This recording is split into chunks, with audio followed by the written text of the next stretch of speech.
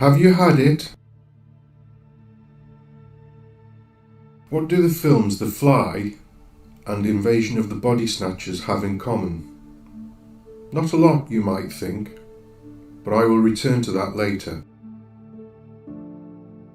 Here in the UK, we are now able to go out according to government diktat.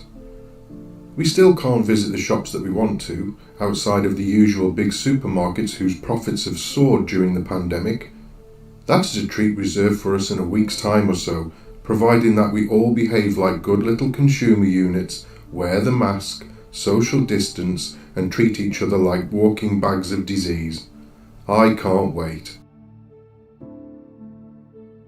As I walk among the aisles of produce as quickly as possible because of the hateful, dystopian experience that this has become, I am now hearing the same question being asked over and over between customers, who know one another, a good 3 trolleys apart of course, and the checkout staff, as we wait in line like controlled zombies to pay for our goods.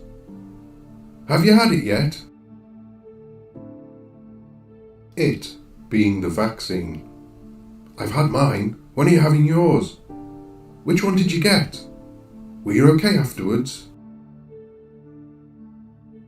The thing is, those who have had it, who are asking these questions, a lot of whom do not appear to be in the high-risk groups, phrase it in such a way that seems to stem less from concern and more from a subconscious fear, i.e., I've had it, so if there's something bad about it, then I want you to have had it as well so that we all share the same fate.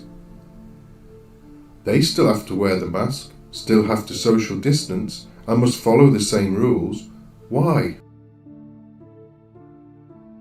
In the Northeast there is a phrase which goes along the lines of, there is a want about them.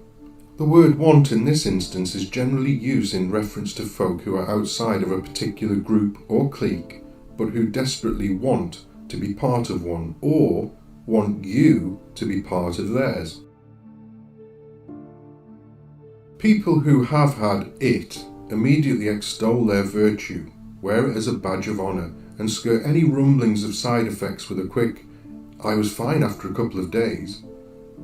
Those who have not had it fall into 2 camps, the no, but I'm getting mine next soon group, and the not been offered it yet group. The latter group's response with a hint of unspoken, and I won't be getting it either. The thing is, you rarely, if ever, actually hear anyone flat out state, no, I won't be having it.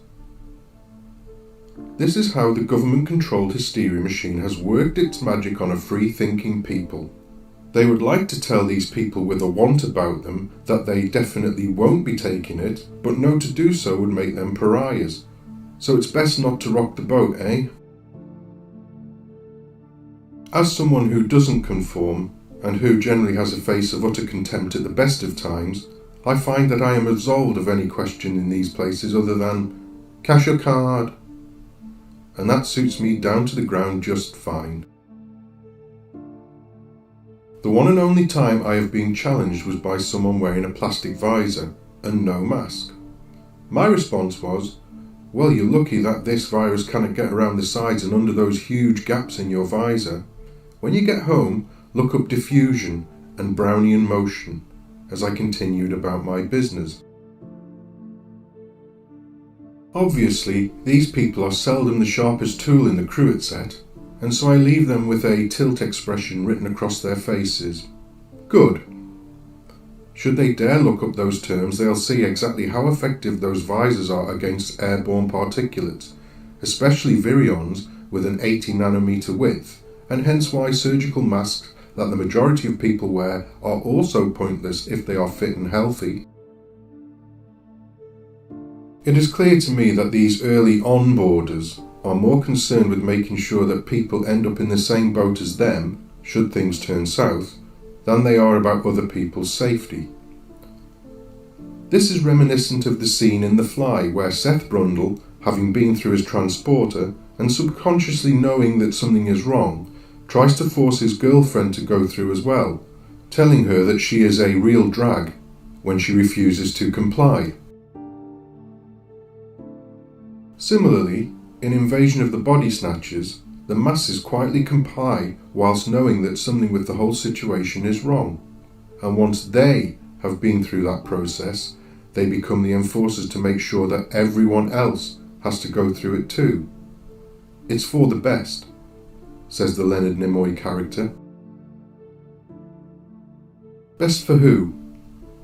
Well, in our situation, compliance is only best for one group. That minuscule minority of unelected, globalist technocrats who seek complete and utter dominion over every waking moment of our existence in order to further their evil agenda. The ballot box no longer works. Dissent and non-compliance are only weapons against them and their nefarious plans for humanity. The only thing they fear are our numbers. Be afraid. Be very afraid. After all, it's just common sense.